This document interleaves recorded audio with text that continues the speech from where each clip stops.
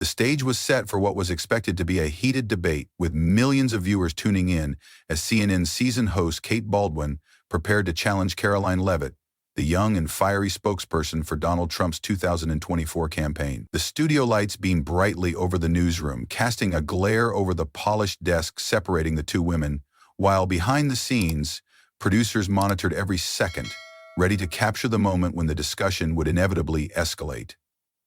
The topic of the night was one of the most contentious issues in American politics: immigration policy and the use of disaster relief funds to manage the ongoing border crisis.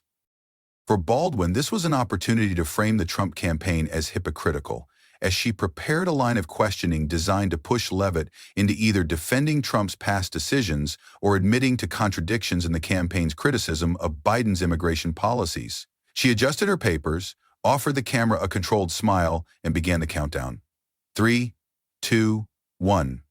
The CNN theme played, the show was live, and there was no turning back. Baldwin turned to the audience with her signature composure and introduced her guest, setting the stage for what would soon become one of the most controversial interviews of the election cycle. Leavitt, young, confident, and fully aware of the pressure she was under, nodded politely as Baldwin welcomed her. The pleasantries were brief. Both women understood that civility would only last so long. Baldwin wasted no time diving straight into the core issue. In 2019, the Trump administration used disaster relief funds to manage immigration, she began, her tone sharp but neutral. Now, the Biden administration is doing the same. So why is your campaign criticizing Biden for something Trump did himself? The trap was set. Baldwin knew that this question forced Leavitt into a difficult position, one where she would either have to justify Trump's actions or acknowledge an inconsistency. The audience waited for Leavitt's response, some expecting her to stumble, others hoping she would deflect. But Leavitt didn't flinch. Instead, she smiled slightly, adjusting her microphone before delivering her answer with unwavering confidence. "Kate, the difference is crystal clear," she said. "In 2019, President Trump was dealing with a border crisis created by Obama's weak policies. He used every tool available to secure our nation. That is completely different from what we're seeing now." Baldwin raised an eyebrow, pushing forward. "But at the core, isn't it the same action? Both administrations used disaster relief funds for immigration control." Leavitt didn't hesitate. "The key difference, Kate, is control. Trump enforced border laws while Biden dismantled them. Trump deported illegal migrants. Biden is putting them up in luxury hotels at taxpayer expense. That's not leadership, that's a disaster of his own making," the audience murmured. Baldwin knew she had to keep pushing. She leaned in slightly, her tone still controlled but firmer. "So you're saying the Biden administration has no control over immigration?" "I'm saying Biden has completely failed," Leavitt shot back. "Under Trump, illegal crossings plummeted. Under Biden, we've seen over 5 million illegal entries in just 2 years. That's not control, Kate. That's a catastrophe." The tension in the room grew thick, the debate only beginning, but it was already clear that this would not be an easy battle for either side. Karoline Leavitt remained unwavering as the debate escalated, her confidence shining through as she dissected each of Kate Baldwin's attempts to corner her. She had walked into this interview knowing exactly what to expect: a media setup designed to discredit Trump's campaign, an aggressive line of questioning meant to catch her off guard, and a seasoned host determined to make her contradict herself. But Leavitt was prepared. She had not risen through the ranks of Trump's political machine by being easily rattled. She understood the media's playbook, and she was ready to turn it against them. As Baldwin continued to press the issue of disaster relief funds being used for immigration control, Leavitt didn't just push back. She took full control of the conversation. "Kate, let's be very clear about something," she said, her voice calm but firm. "The Trump administration inherited a broken immigration system from Obama. They didn't create the crisis, they worked to fix it. President Trump didn't encourage mass migration. He didn't send signals to the world that America's borders were open. Biden did. And now, instead of taking accountability, his administration is using taxpayer money to clean up a mess of their own making." Baldwin leaned forward slightly, recognizing that Leavitt wasn't just defending Trump, she was completely reframing the argument. "But Karoline, Baldwin interrupted, keeping her voice measured. Trump's policies were widely criticized for their handling of migrants. His administration faced backlash for holding people in detention centers under harsh conditions. You're saying Biden is mismanaging immigration, but how is it any different under Trump? Leavitt's smile didn't waver. She had expected this pivot.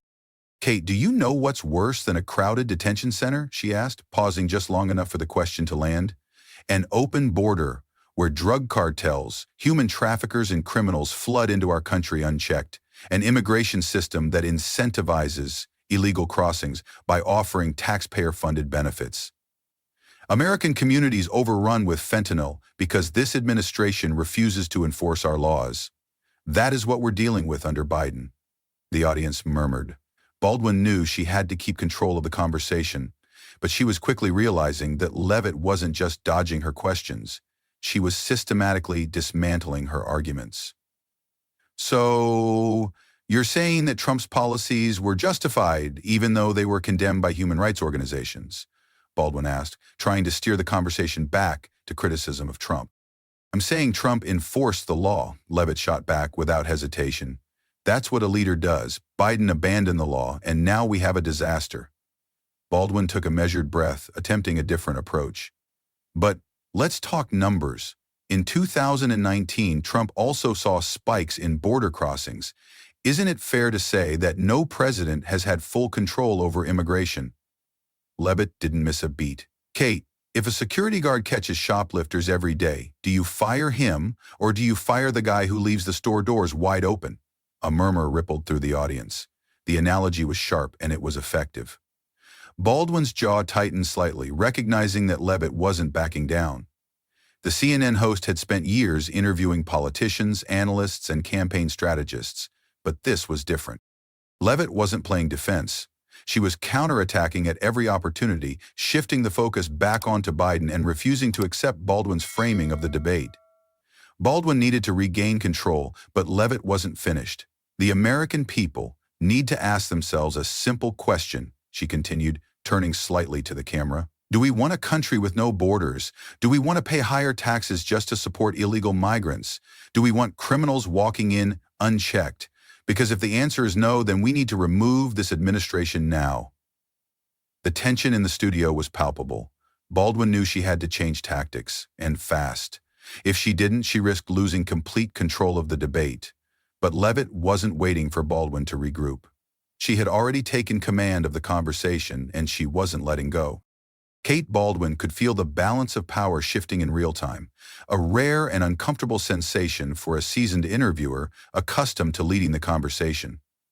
Karoline Leavitt wasn't just answering her questions, she was seizing control of the debate, steering it exactly where she wanted it to go and forcing Baldwin onto the defensive. Every attempt to corner Leavitt was met with a sharp counterattack, each designed not just to deflect, but to turn the question into an indictment of the Biden administration. Baldwin knew she had to recalibrate her strategy before the audience perceived her as losing control of the exchange. But Leavitt's confidence was unshaken, her ability to reframe each question into a broader critique of the current administration proving more effective than Baldwin had anticipated.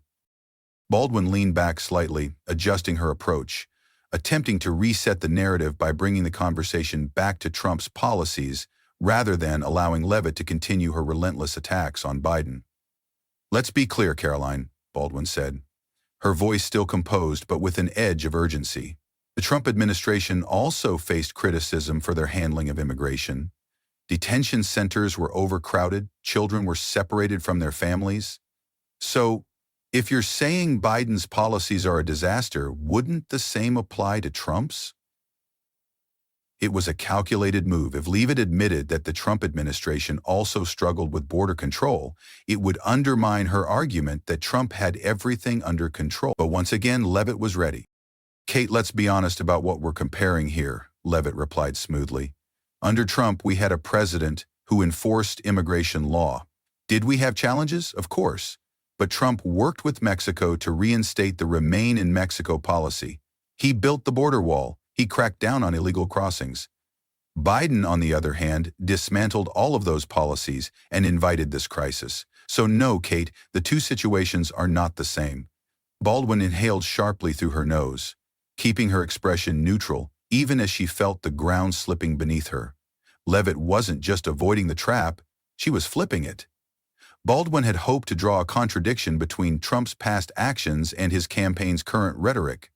But instead, Leavitt had reinforced the argument that Biden had undone Trump's successes. Baldwin pressed forward.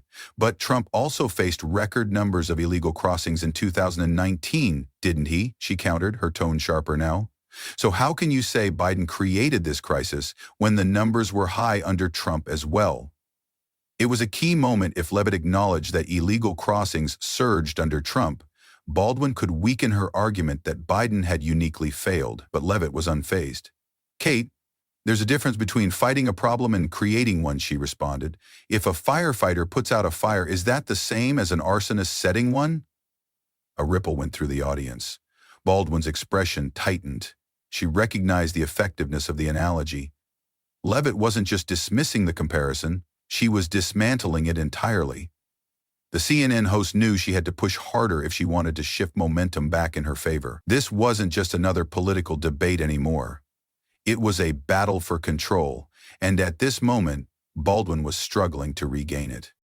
Kate Baldwin was running out of options, and she knew it. Karoline Leavitt had not only avoided every trap but had turned each one back on her, forcing Baldwin into a position she rarely found herself in, struggling to maintain control of the conversation. As the seconds ticked by, it became increasingly clear that the usual media playbook wasn't working. Leavitt wasn't flustered, she wasn't defensive, and she certainly wasn't falling into any of the strategic pitfalls Baldwin had set for her. Instead, she had managed to reframe the entire discussion, positioning herself as the voice of reason and portraying the Biden administration as the real cause of the immigration crisis. The audience could sense it. The tension in the room had shifted, and Baldwin was beginning to feel it slip further out of her grasp. She needed to reset. Taking a sharp breath, she adjusted her posture, sat up straighter, and went for a more direct attack. Karoline, let's make this simple, she said, her tone more forceful now. Trump used disaster relief funds to handle immigration. Biden is doing the same. Are you saying it was right when Trump did it, but wrong when Biden does? This was it, an attempt to force Leavitt into an unavoidable contradiction. The strategy was simple. Get Leavitt to either admit that Trump had done the exact same thing Biden was doing, or insist that Biden's actions were somehow worse despite being identical, making her argument look like pure political spin. But once again, Leavitt didn't hesitate. Kate, let me ask you something, she said, sitting up straighter, her confidence radiating through the screen. If a doctor treats a patient, does that mean he caused the disease? A murmur rippled through the audience. Baldwin's smile tightened, irritation creeping into her carefully composed expression. This wasn't going the way she had planned. Leavitt's analogies were landing with the audience in a way that made her own argument sound hollow. Baldwin leaned forward, refusing to let the moment slip. So you're saying Trump's actions were justified, but Biden's are reckless, she pressed. Exactly, Leavitt responded without hesitation. Trump used every tool available to secure the border. Biden removed those tools, created the crisis, and now expects Americans to pay for his failure. That's the difference. The audience's reaction was growing stronger. Some nodded, some murmured, some whispered amongst themselves. But the message was clear. Leavitt wasn't losing ground, and Baldwin could feel it. She had one last move left: escalate the pressure. So, let's talk about migrant conditions under Trump, Baldwin said, her voice sharper. Under his administration, children were separated from their families. Detention centers were overcrowded. If Biden is mismanaging immigration, wasn't Trump guilty of the same? She watched closely, waiting for a flicker of hesitation, a stumble, anything that could give her an opening, but Leavitt didn't blink. Kate, let's be honest, she said, her voice turning more serious. The reason there were migrant children in detention centers was because their parents brought them here illegally. Baldwin opened her mouth to interject, but Leavitt continued, pressing her advantage. Trump enforced immigration law. That's what a leader does. Biden has encouraged illegal crossings. That's what a weak leader does. And now, we don't just have a border crisis, we have human trafficking, fentanyl flooding into American cities, and cartels making millions thanks to Biden's policies. The studio grew tense. Baldwin exhaled through her nose, her frustration evident. This wasn't just a back-and-forth political debate anymore. Leavitt was completely in control. Baldwin needed a win, something, anything that could put her back in charge of the conversation. Taking a sharp breath, she straightened her papers and made one final push. "But let's not forget, Karoline," Baldwin said, her voice turning colder. "Trump's administration also put migrants in detention centers. Are you denying that?" Leavitt shook her head, but her expression remained firm. "I'm not denying it. I'm clarifying it. There's a difference between enforcing the law and rewarding lawbreakers." The air in the studio thickened. Baldwin gripped her notes, forcing a controlled breath, but she knew this wasn't going the way she had planned. The harder she pushed, the stronger Leavitt's responses became. The breaking point had arrived, and Baldwin was quickly realizing that the only way to regain control was to do the one thing no journalist ever wants to do: shut the interview down. The moment the screen cut to commercial, the studio fell into an uneasy silence, but outside of CNN's headquarters, the reaction was anything but quiet. Within minutes, social media erupted into a firestorm, with clips of the interview spreading like wildfire. Viewers weren't just watching the moment unfold, they were choosing sides, and the overwhelming consensus among conservatives was that CNN had deliberately cut off Karoline Leavitt because she was winning. The hashtag Karoline via CNN began trending almost instantly, with right-wing influencers, conservative commentators, and even everyday viewers weighing in on what they saw as a blatant attempt to silence a political opponent. CNN just cut off Karoline Leavitt mid-sentence because they couldn't handle her dismantling their talking points, one viral tweet read. Another conservative pundit posted. Kate Baldwin was losing control, so instead of continuing the debate, CNN pulled the plug. This is why Americans don't trust the mainstream media. The reactions weren't just coming from political analysts. Ordinary voters, frustrated by what they saw as media bias, flooded Twitter, Facebook, and YouTube with their own takes, amplifying the controversy even further. On the other side, liberal commentators were quick to defend CNN's decision. Karoline never answered the question, one left-leaning journalist wrote. She dodged, deflected, and refused to give a straight response. Kate Baldwin was right to end it. MSNBC hosts and progressive media figures argued that Leavitt had been engaging in political spin rather than honest debate, and they framed CNN's move as an editorial decision rather than an act of censorship. "This isn't media bias," another post read. "It's what happens when a guest refuses to engage in good faith." Despite their attempts to push back against the conservative outrage, the momentum was clearly in Leavitt's favor. Conservative outlets like Fox News and Breitbart picked up the story almost immediately, running headlines that reinforced the growing perception that CNN had acted unfairly. "CNN shuts down Trump's spokeswoman mid-debate, can't handle the truth," blared one headline. Another read, "Karoline Leavitt exposes CNN's bias, gets cut off in real time." The segment was played repeatedly across conservative talk shows, each one framing it as yet another example of why mainstream media couldn't be trusted. Inside CNN's newsroom, the mood was frantic. Executives and producers huddled in emergency meetings, trying to assess the damage. They had seen social media explode before, but this felt different. Their decision to cut the interview had inadvertently fueled the very narrative conservatives had been pushing for years, that the mainstream media wasn't interested in debate, only control. A senior producer sighed as he scrolled through Twitter, shaking his head. "This is bad," he muttered to a colleague. "Really bad." Meanwhile, Kate Baldwin sat in the green room, rubbing her temples, fully aware of how this was being perceived. She knew cutting off an interview mid-sentence was never a good look, but she had felt she had no choice. Now, though, it was CNN, not Karoline Leavitt, who was being forced to answer for their actions. The backlash was growing, and no amount of damage control could put the genie back in the bottle.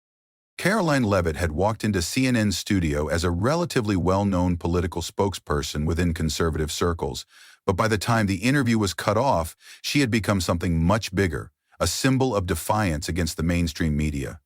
The internet firestorm that erupted after the abrupt ending of the debate only amplified her influence, turning what was meant to be a routine interview into a defining political moment. As the clip of her being cut off spread like wildfire across social media, conservative leaders, media personalities, and even ordinary Americans rallied behind her, painting her not as just another political spokesperson, but as a rising force in the movement against media bias.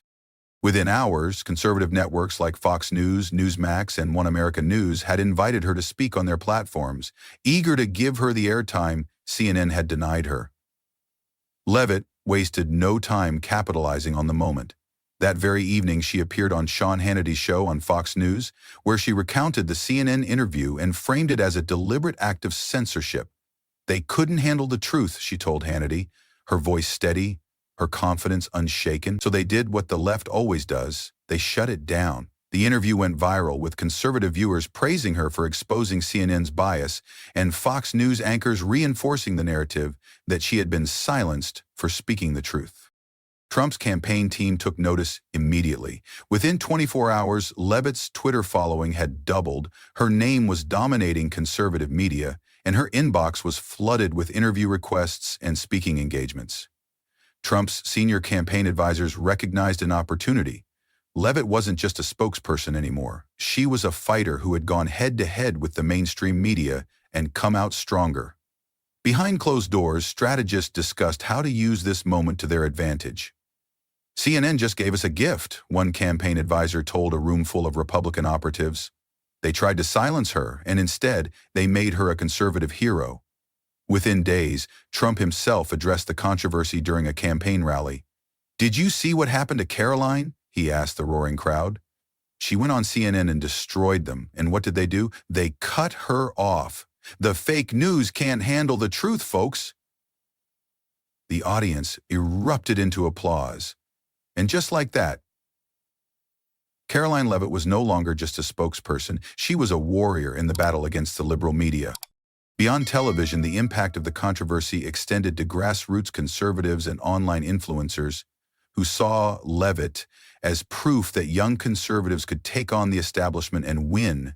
Conservative podcasts, YouTube channels, and social media pages all amplified her story, praising her ability to stand her ground against a hostile press. The Republican National Committee, RNC, invited her to speak at fundraising events, and conservative student organizations requested her presence at national conferences. In the span of a few days, she had gone from a campaign staffer to a rising star, a new voice of the conservative movement, and one of the most talked-about figures in Republican politics.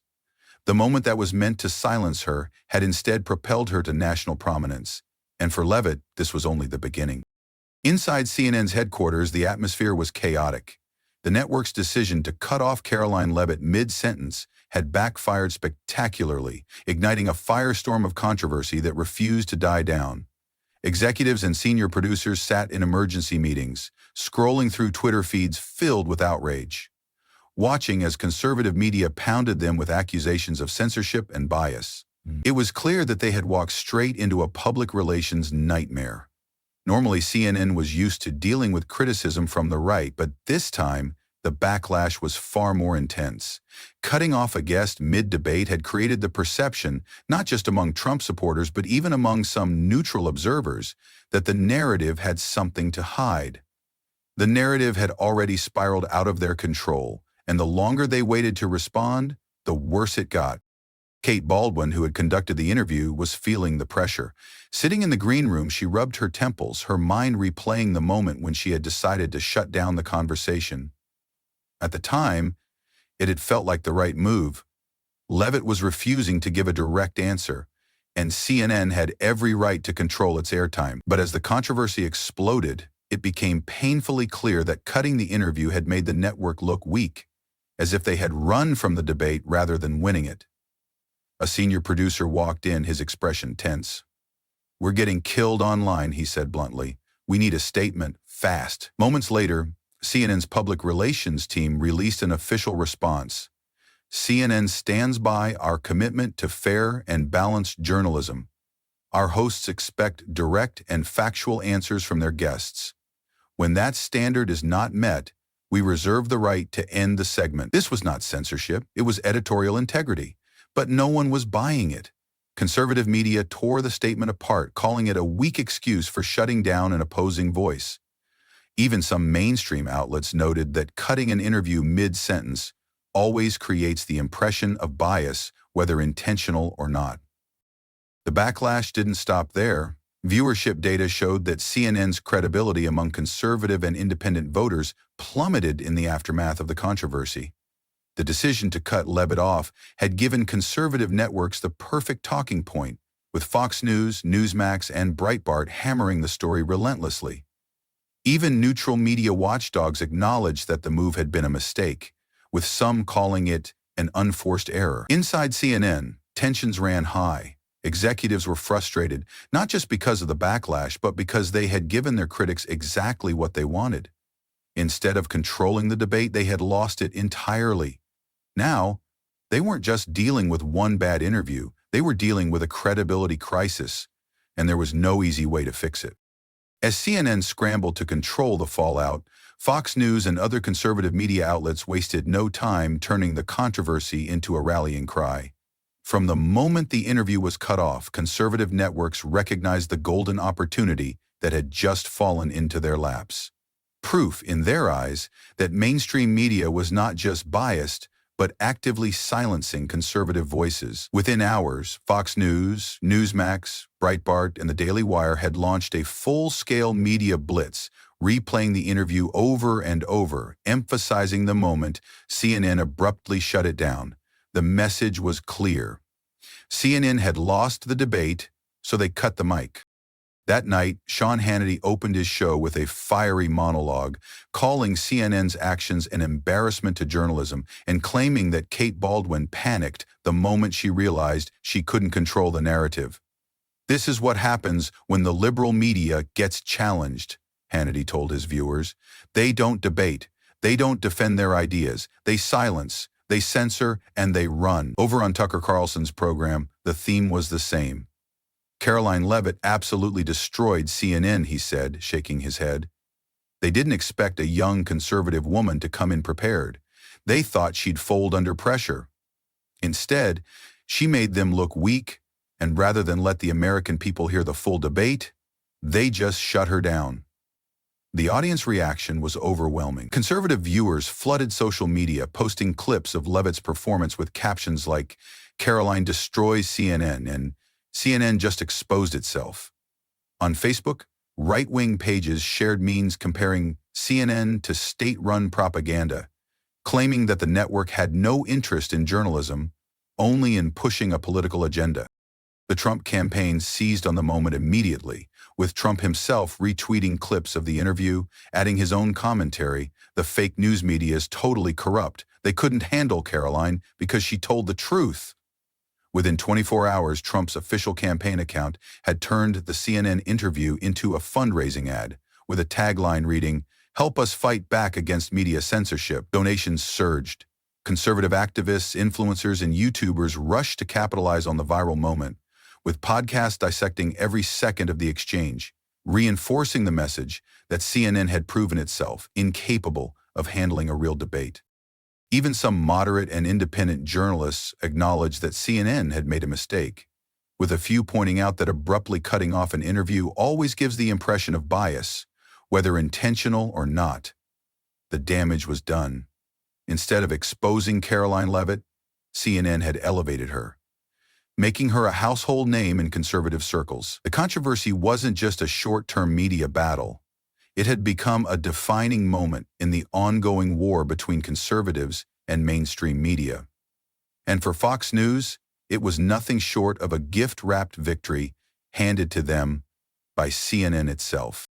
Karoline Leavitt had gone into CNN's studio as a campaign spokesperson, but by the time the interview was cut off, she had emerged as something much bigger, a symbol of conservative defiance against mainstream media. While CNN scrambled to do damage control, Leavitt was seizing the moment, riding a wave of support that only grew stronger with each passing hour. Within a day, her name was dominating headlines, her social media following had skyrocketed, and her inbox was flooded with interview requests from every major conservative outlet in the country. The Trump campaign wasted no time capitalizing on the controversy, making her a central figure in their media strategy. What was supposed to be an interview aimed at discrediting her had instead elevated her to national prominence. Inside CNN, the mood was grim. The backlash was growing, and executives knew they had lost control of the narrative. Viewership data showed that trust in the network had plummeted among conservatives and independents in the aftermath of the incident. More than that, the controversy had given conservative media the perfect example of what they had been saying for years: that CNN and other mainstream outlets weren't interested in real debate, only in controlling the narrative. Executives held emergency meetings discussing ways to move on from the controversy, but the damage was done. Every time CNN tried to explain why they had cut the interview, it only made them look worse. Meanwhile, Leavitt was everywhere. Within 48 hours, she had appeared on Hannity, Tucker Carlson, Newsmax, and the Daily Wire, each time hammering home the same message. CNN had cut her off because they were afraid of the truth.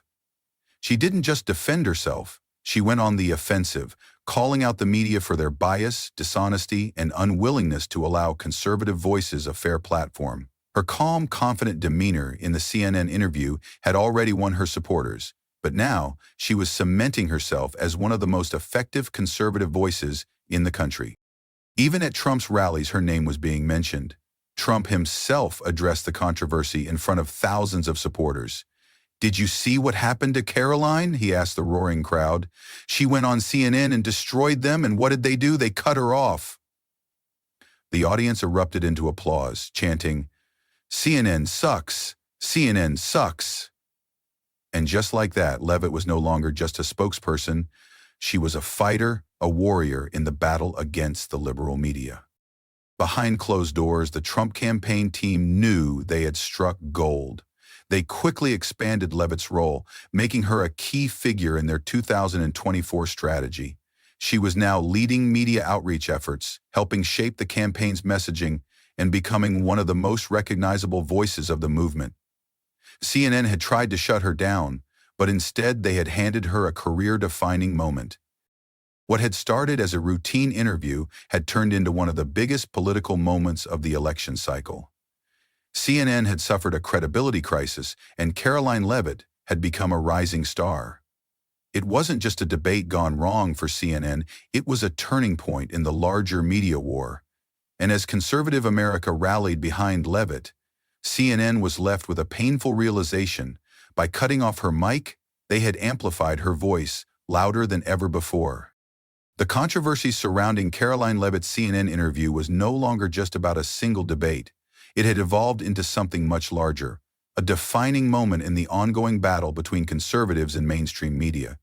For years, the right had accused networks like CNN of suppressing conservative voices, of twisting narratives, of silencing those who dared to challenge their framing of political issues. And now CNN had handed them what they saw as undeniable proof.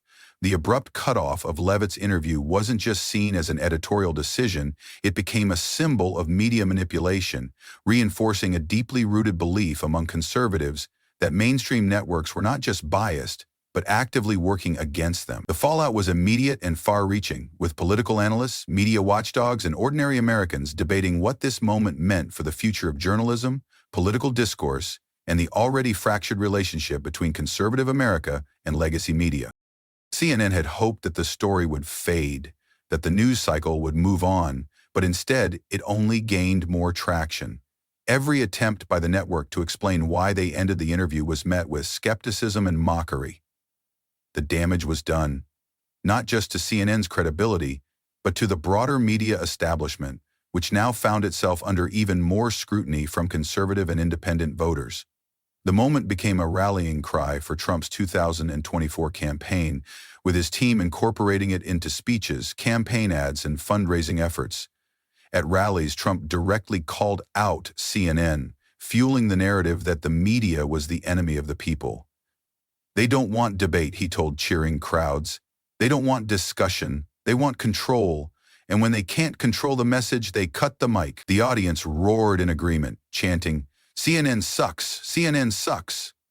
The divide between conservative America and the mainstream media had never been more visible.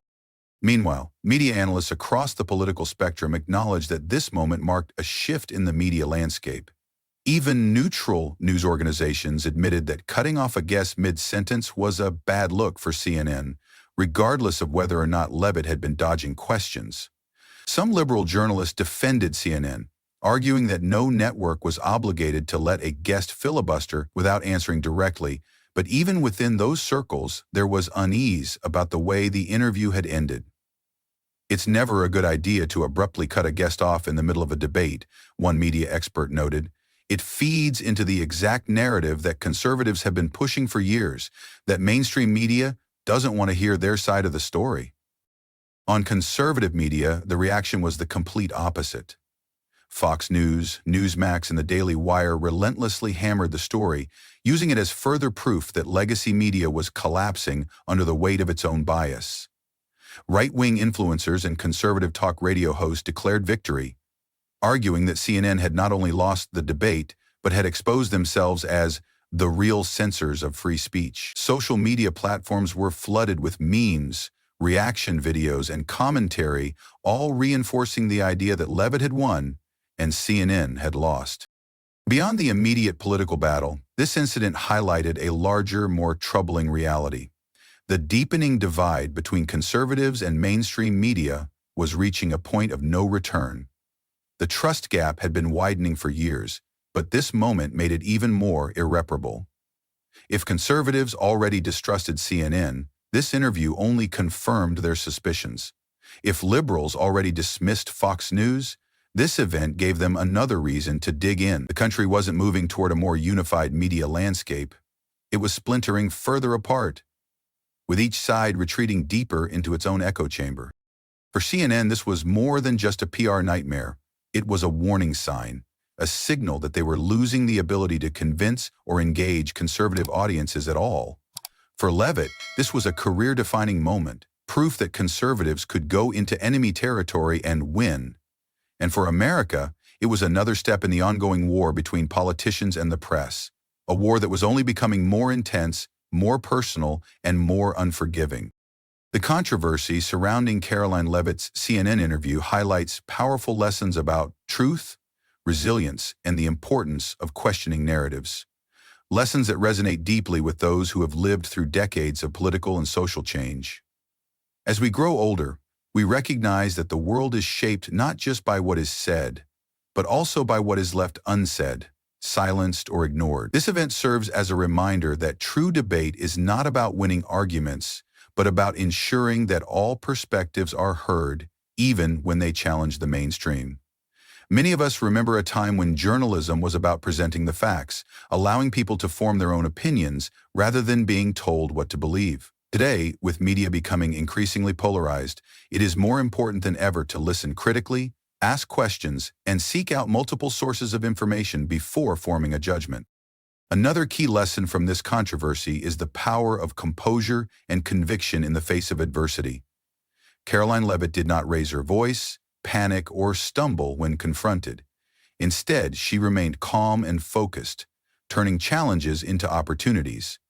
This is a skill that applies far beyond politics. It is a lesson in grace under pressure, something that experience and wisdom teach us over time. Whether in personal disagreements, community discussions, or even in standing up for what we believe is right, staying composed and holding firm to one's principles is often more powerful than reacting emotionally. Lastly, this moment reinforces the importance of free speech and open discourse. No matter which side of the political spectrum one falls on, the right to express differing views is fundamental to a free society. Silencing voices, whether intentional or not, only fuels division and distrust. Instead of shutting down conversations, we should be encouraging thoughtful discussion, respecting differences, and seeking understanding. True wisdom, gained through life's experiences, teaches us that every story has more than one side, and true strength lies in listening as much as speaking.